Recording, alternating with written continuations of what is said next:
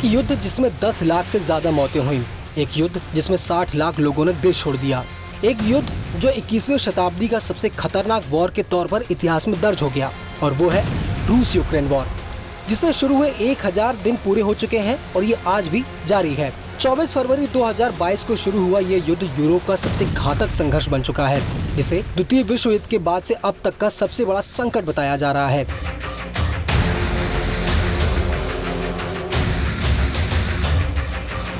Media reports में दावा है कि रूस यूक्रेन वॉर में 10 लाख से ज्यादा लोग या तो मारे जा चुके हैं या फिर गंभीर रूप से घायल हैं। इस घातक युद्ध में यूक्रेन के कई शहर, कस्बे और गांव पूरी तरह तबाह हो गए हैं।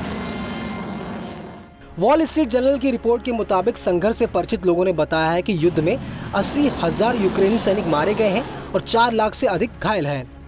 वहीं पश्चिमी खुफिया एजेंसियों का मानना है कि रूस के सैनिकों की मौत के आंकड़े अलग अलग हैं।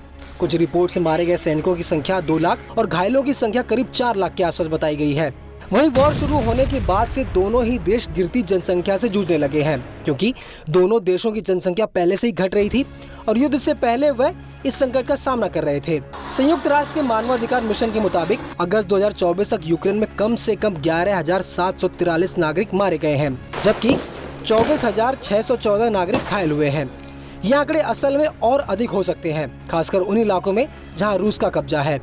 इसके अलावा यूक्रेन में अब तक 589 बच्चे भी मारे जा चुके हैं। न्यूज एजेंसी रॉयटर्स की रिपोर्ट के मुताबिक अग्रिम मोर्चों पर भीषण संघर्ष में हजारों लोग मारे गए हैं, जहां लगातार तोपों की बौछार के बीच टैंक, आर्म्ड व्हीकल, सेना के जवान हमले कर रहे हैं। इस भीषण युद्ध के दौरान रूस के एक दिन में ही 1000 से अधिक सैनिक मारे गए हैं।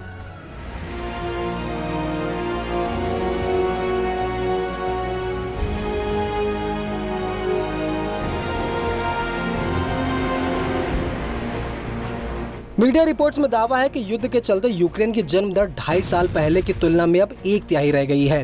करीब 40 लाख लोग यूक्रेन के भीतर ही विस्थापित हो गए हैं, जबकि 60 लाख से अधिक यूक्रेनी नागरिक विदेश में शरण ले चुके हैं। युद्ध के कारण यूक्रेन की जनसंख्या में करीब 1 करोड़ से अधिक लोगों की कमी आई है, जो इस जनसंख्या का लगभग 1/4 है। इसका मतलब ये है कि यूक्रेन की 25% जनसंख्या खत्म हो गई है। खबरों की माने तो वॉर के चलते यूक्रेन की अर्थव्यवस्था भी बुरी तरह प्रभावित हुई है। साल 2022 में यूक्रेन की अर्थव्यवस्था में 33% की गिरावट आई थी। हालांकि 2023 में यह स्थिति थोड़ा बेहतर हुई और नुकसान 22% तक सीमित रहा। रॉयटर्स ने विश्व बैंक, यूरोपीय आयोग, संयुक्त राष्ट्र और यूक्रेन सरकार के ताजा आकलन का हवाला देते हुए बताया कि अब तक यूक्रेन की ओर से 152 अरब डॉलर का सीधा नुकसान रिपोर्ट किया गया है, जिसके पुनर्निर्माण की कुल लागत 486 अरब डॉलर के करीब होने का अनुमान है। मीडिया रिपोर्ट्स की माने तो रूस यूक्रेन के लगभग 1/5वें हिस्से पर कब्जा कर चुका है और उसे अपने नियंत्रण में ले चुका है, और ये ग्रीस के आकार के बराबर का हिस्सा है।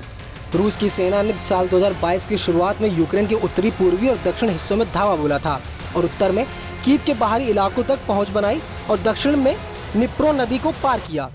दावा है कि रूस ने यूक्रेन के पूर्वी डोनबास क्षेत्र का लगभग पूरा हिस्सा अपने कब्जे में ले लिया है और दक्षिण में अज़ोव सागर के पूरे तट को अपने नियंत्रण में ले लिया है। बता दें कि यूक्रेन एक समय रूसी साम्राज्य का हिस्सा था और बाद में सोवियत संघ का हिस्सा भी रहा। रूस के राष्ट्रपति व्लादिमीर पुतिन ने कई मौकों पर कहा है कि उनका मकसद यूक्रेन को फिर से रूस का हिस्सा बनाना है।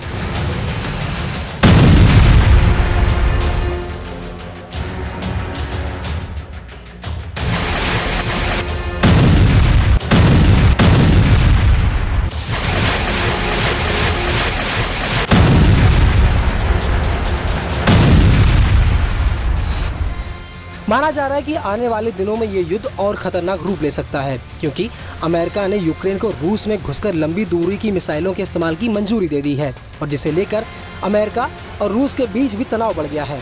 फिलहाल ये युद्ध आगे क्या रूप लेगा, ये तो समय ही बताएगा। फिलहाल इस खबर पर आपकी क्या राय है, हमें कमेंट करके जरूर बताएं और ऐसी खबरों के लिए बने रहिए न्यूज़ 18 इंडिया ओरिजिनल्स के साथ।